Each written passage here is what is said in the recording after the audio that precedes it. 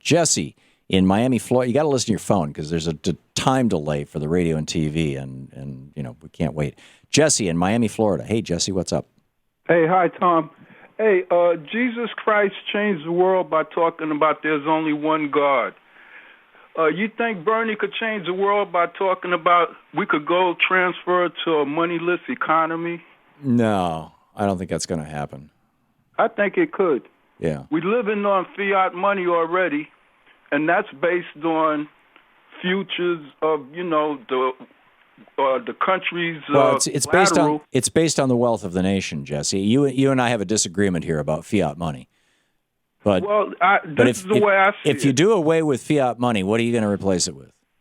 No, the fiat money is the creation of the 1%. It's the creation of our government. Yeah, but the government is owned by the 1%. Nobody respects that. That's why Hitler, you fixed Russia ruble. What's that country in Africa where it's $1 trillion bills?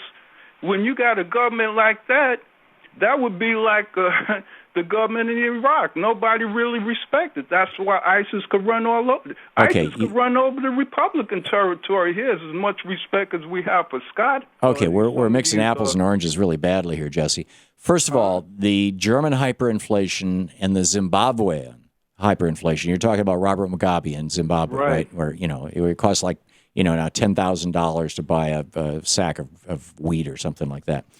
Both of those inflations had nothing to do with fiat money. The in fact, it's almost impossible. I would defy you to give me an example of an inflation, a hyperinflation, a serious destructive inflation that was caused by fiat money. What happened in Germany was that they had been hit with this enormous amount of money that they had to pay back to the other European countries after World War I for the damage that World War I caused.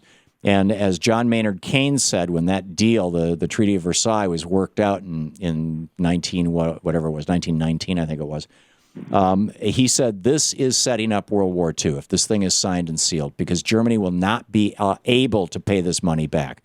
And the deal stipulated that the money would be paid back in Deutschmarks. And so what Germany did was they devalued the mark and so that they could pay it off with cheaper Deutschmarks.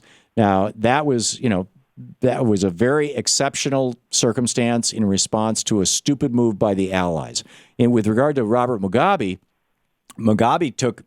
took control of Zimbabwe, when Zimbabwe stopped being Ian Smith's Rhodesia, and white rule collapsed. Possession of the white land, right? That really turned the world economy. Well, what Mugabe did was he said, we're going to take all these farms that are owned by white farmers, we're going to break them up into smaller farms, and we're going to give them to black Zimbabweans, to African Zimbabweans. What he failed to do was say, we're going to give them to African Zimbabweans who have farming skills. And there were many of them who did. Instead, being a corrupt guy that he is, Robert Mugabe, he said, we're going to give them to black Africans who happen to be friends and donors of mine. And so the ability to produce food in Zimbabwe in the first 2 or 3 years after this happened was more than cut in half. I mean, the country started experiencing famines. That exploded the price of food. And whenever you have a commodity, an economy that is essential to the functioning of a nation, it was food in Zimbabwe. It was oil, frankly, in the United States in the 1970s when the Arabs cut off our oil and we saw inflation going up to 16, 18%. That was the result of a shortage of oil. So it's the shortage of essential commodities that drives inflation typically. And the situation with Germany in World War I was a complete anomaly. It's not fiat money that causes inflation. It is shortages in things that people actually must have to survive. So, going on the gold standard would not have changed anything in Zimbabwe. It wouldn't have changed anything in Germany in 1920. And it won't change anything here other than making our economy so rigid it'll be very difficult to do business. Because when you have a gold standard economy, if your economy grows by 1%, your government has to acquire 1% more gold.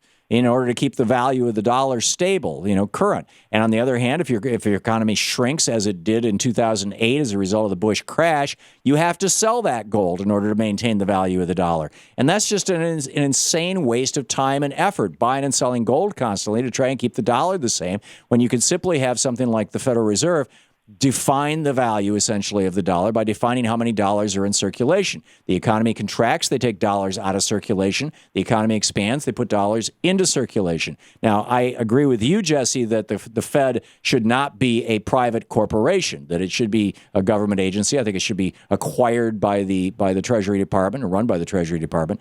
But outside of that, without fiat currency, you can't have a functioning modern economy. And fiat currencies literally go back 6,000 years. Yeah, well, you need to have a whole program on this, because if Bernie's going to get to the red states where Fox TV control, he's going to need a simple message. Jesus Christ believed in one God, and you didn't have to be a rocket scientist to understand that. Okay, all right. Jesse, and it wasn't just Jesus. I mean, monotheism is part of Judaism, and Jesus was a Jew, by the way. He was not a Christian. And the Christians came later. They were the followers of Jesus. And Islam. I mean, these are the three principal monotheistic religions, and the others most of the others are polytheistic. But okay, got it. Jesse, thanks a lot for the call.